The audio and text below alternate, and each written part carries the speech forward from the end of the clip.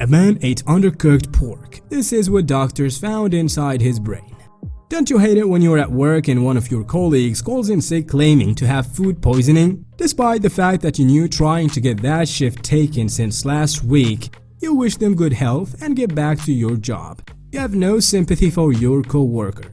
Either they're lying about being sick, or they're stuck in their bathroom all day while you need to work twice as hard to make up for their absence. And anyway, it's just food poisoning. They'll be better by tomorrow, right? Today's topic will be covering some food-related illnesses. As with all things medical, we recommend speaking with your doctor if you have any concerns. We will also show images of certain illnesses, so be prepared to see some yucky material. Now with that out of the way, let's get into it. Take a look at this image of a nice healthy human brain and compare it to this one. Oh God, what made those holes? More like, what made those homes? A study done in the New England Journal of Medicine by Nishant Dev MD, chronicling the story of an 18-year-old man who arrived at the hospital with tonic-clonic seizures. Tonic seizures are when your muscles contract or stiffen violently, and clonic seizures are when one or more muscles twitch repeatedly. Tonic-clonic seizures are, as you can probably guess, a combination of both. The man also complained of pain in his right groin for about a week prior. When he was examined by doctors, he appeared confused and he had major swelling over his right eye. Medical staff then performed an MRI on his head and found this.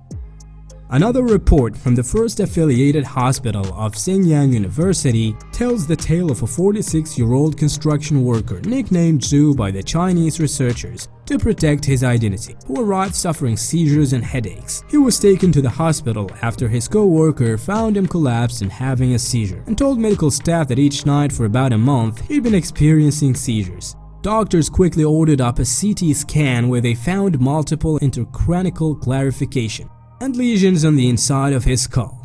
Zhu, not wanting to spend any more money, declined further medical care and returned home. Symptoms didn't fade, so he returned to the hospital for an MRI, at which point they found more of those fun little speckles all over his brain. Those little white dots are cysts. Cysts are little bags of tissue filled with air, liquid, or other substances. The doctor gave out an anti-inflammatory and anti-seizures medications for our first two cases. But sadly, our first victim died in the hospital 2 weeks later. Zhu, however, pulled through after removal of the cysts and pressure reduction from within his skull. Rachel Palma of Middletown, New York, was experiencing hallucinations, involuntary movements, and found himself suddenly not understanding the concepts of time and space. She says that she was no longer able to process the fact that the key opens the door. The computer screen looked completely different. It was almost foreign. She went to and from the emergency room at least 10 minutes, but medical staff couldn't figure out what was wrong with her. Eventually, Palma's GP noticed a lesion on her left frontal lobe and directed her to a neurosurgeon by the name of Dr. Jonathan Rassouli. She arrived at his office for a biopsy of the lesion, fully expecting a diagnosis of brain cancer. She says, "I was told that it was most likely a malignant tumor, which would require radiation and chemo, even after the surgery." Rassouli during the surgery noticed that the lesion looked like a coil egg. Same size, same look, same firmness, which disturbingly enough was clearly not a brain tumor. Rassouli says that brain tumors are very soft, very mushy, they're not very well defined, they're infiltrative, and it's difficult to get completely around them. So not small round like what was found in Palma's brain. If it wasn't a tumor, then what was it? And what does she have in common with Zhu, another victim? Palma and her first victim had no recollection of consuming uncooked pork, but Zhu told reporters that he had eaten pork in a hot pot before he felt sick.